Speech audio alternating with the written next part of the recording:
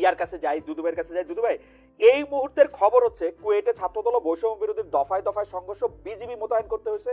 আমাদের দর্শকরা কিন্তু বলতেছেন যে যেহেতু ছাত্রদলের শক্তি এখন বেশি, ছাত্রদলই কিন্তু আসলে এই মাইলজোরগুলি করতেছে এবং একটা দখলদারিত্ব প্রতিষ্ঠা করতেছে। দুদুভাই, আপনারা এখনো ক্ষমতায় আসেন নাই, এখনই যদি এই অবস্থা হয় সাধারণ মানুষের খুব ভয় পাওয়ার কারণ আছে কিনা? কোনো ভয় পাওয়ার কারণ নেই। খালেদ যদি শুনে যে কথাটা, ওটাই যে বিশ্বাসযোগ্য হতে পারে। যেমন আমি দুপুর নাগাদ শুনেছি যে প্রতিপক্ষ ছাত্র দলের উপর চড়া হয়েছে।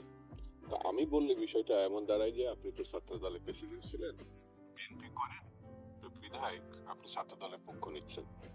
বাংলাদেশের অনলাইনে অনেকগুলো পত্রিকাতে আসছেন যে একটি ইসলাম পছন্দ ছাত্র সংগঠন খালি প্রচারপত্র বিলি করার কারণে ছাত্র দলের উপর আক্রমণ করেছে। যদি এমনটা হয় তাহলে আপনার প্রশ্নটা আমার মনে হয় উত্তর যথাযথ দেয় পেয়েছে। দুই নম্বর হচ্ছে, আপনি আমার বক্তব্য শেষ করার মুহূর্তে আপনি মাহবুব কামাল সাহেব যাওয়ার আগে আমাকে একটা প্রশ্ন ছুড়ে দিয়েছিলেন, যেটা আমার মস্তিষ্কে কাজ করছে। সেটা হচ্ছে যে বর্ষাবাদলের মধ্যে ইলেকশন কেন হবে? 5 তারিখের কথা যেটা, হ্যাঁ, যেটা আমরা মহাসচিব বলছে বা আমাদের পক্ষ থেকে বলা হয়েছে, বর্ষাবাদলে তাহলে তো গণঅভ্যুত্থান না হতে পারত।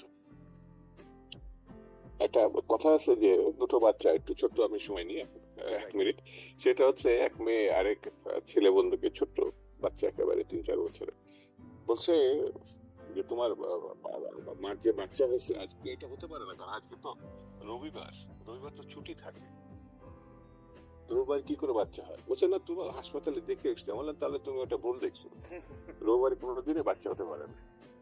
বাচ্চাদের কথা, এটা আমি কোথায় যেন দেখেছিলাম কৌতুকটা, হঠাৎ করে মনে হলো।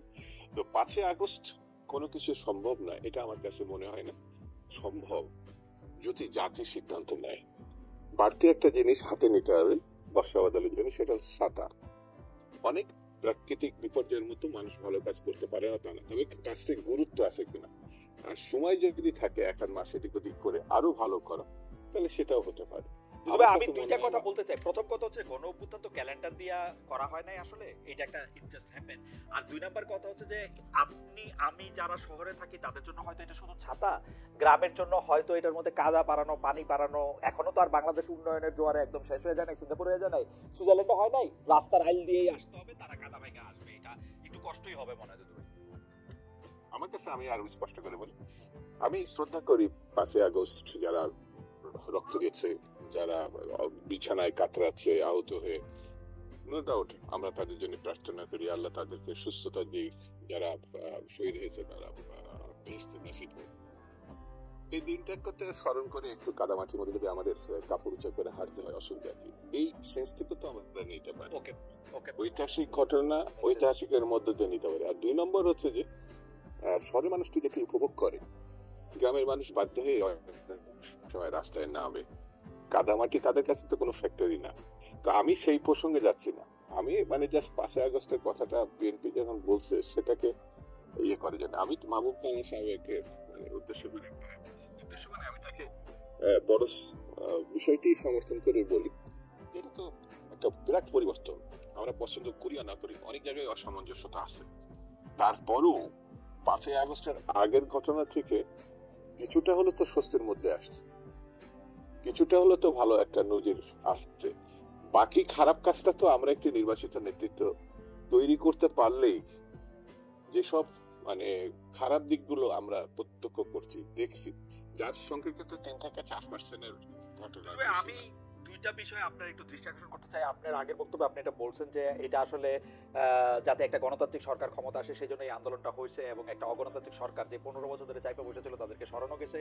কিন্তু ঘটনা দিচ্ছে পাশাপাশি তো এই প্রশ্নটা আসলে করতে হবে, আপনারা যে সেম আরেকটা ওরকম সরকার হবেন না, এইটার তো আসলে কোনো গ্যারান্টি নাই। আর 2 নাম্বার হচ্ছে আমরা তো দেখতেছি যে জিনিসগুলো নিয়ে মাহবুব কামাল ভাই সবচেয়ে বেশি উদ্বিগ্ন, এই জিনিসগুলি নিয়ে আসলে বিএনপির পজিশন কি আমরা জানি না। তো বিএনপি কোনো পজিশন আদৌ নিছে কিনা মাহবুব কামাল ভাই আমাদের নিশ্চয়ই পরে আলোকিত করবেন, যে এটা নিয়ে সবচেয়ে বেশি কামাল ভাই কনসার্ন, সেটা বিএনপির পজিশনটা কি আসলে। কারণ আমি একটা মিনিট আসতেছি, শুধু পজিশনটা শুনে আসি।